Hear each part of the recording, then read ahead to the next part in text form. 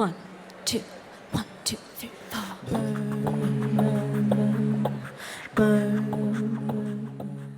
Another year has gone by, and we've gathered again, all together.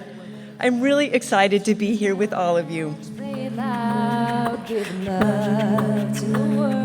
It is an honor to participate in this annual celebration that draws together in one gigantic room the friends, partners, and supporters of New York Women's Foundation.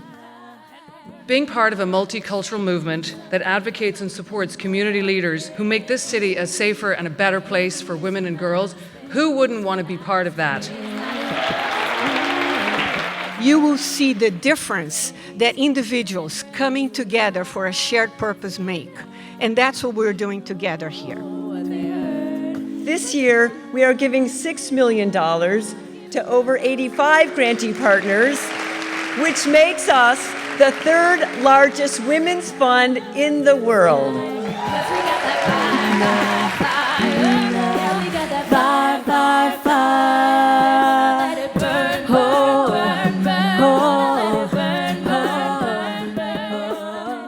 Kat, I want to thank you for reminding me how I don't want to hold myself back for anything so small and stupid as timidity. Keep making films, Kat.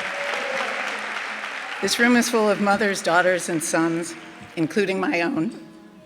I'm driven by an unrelenting desire for them to live in a world that nurtures each person. They, all of you, all of us, deserve to live in such a world. Europe introduced me to the IT industry, where I learned about computer operating systems. Ultimately, the training prepared me well for my internship because the chief operating officer told my manager to create a full-time position for me. These women declared that death was not an option, and that death would not silence the call for justice.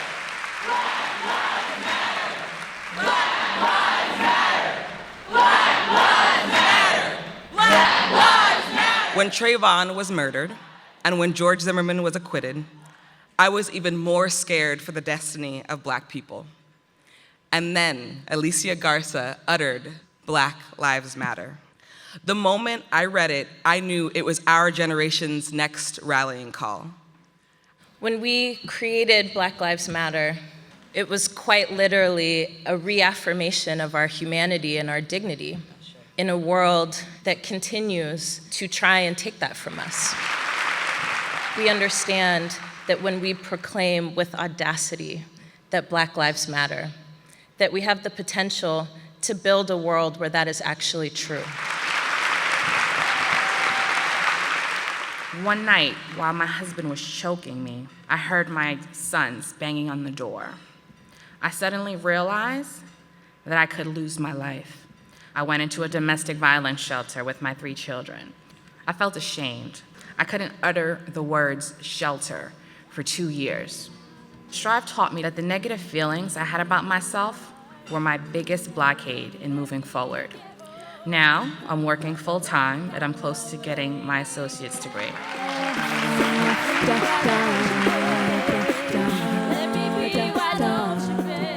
For 28 years, we've been investing in incredible leaders and incredible community-based organizations in New York City. But we notice that we haven't been able to shift the trends in the city. We realize that doing just the same thing is not going to take us there. We are moving forward in a more intentional, in a more powerful level of collaborations.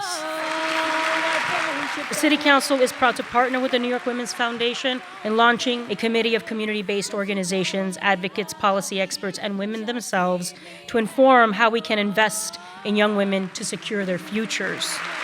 The Hildegard Fund is supporting women-led organizations that are fighting to really deeply transform the structures of our economy. With the incredible generosity of the Novo Foundation, we are able to together announce a fund for girls and young women of color in New York City. Yes, thank you. Just keep me hanging on. Nations aren't born great. They achieve great when people raise their voices to demand greatness. Today, we honor one such magnificent voice. As a closeted lesbian high school student in Cleveland, as a closeted lesbian college student at Harvard, or as a slightly less closeted lesbian law student, if you had told me that one day I would marry a woman, have a child, and then win a landmark civil rights case before the United States Supreme Court, I would have told you that you were certifiably insane.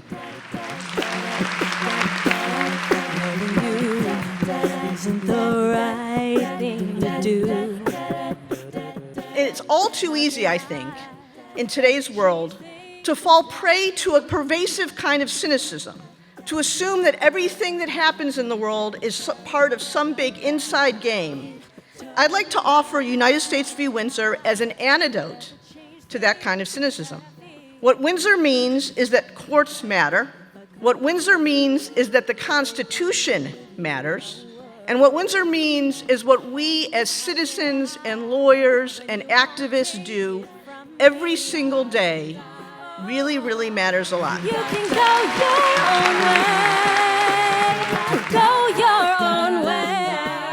By creating a city that works for all, we can show the world that if New York City can do that, everyone can do that.